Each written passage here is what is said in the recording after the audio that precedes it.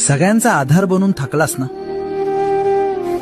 घराचा कणा बनून मान ताठ ठेवलीस, पण आज तीच मान माझ्या खांद्यावर टेकवून रडावंसं वाटतंय ना.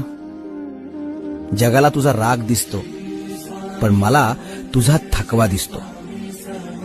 तू कधीच कोणासमोर हात पसरले नाहीस. स्वतःच्या इच्छा मारून तू दुसऱ्यांची स्वप्न पूर्ण केलीस. पण तुझ्यासाठी कोण रे?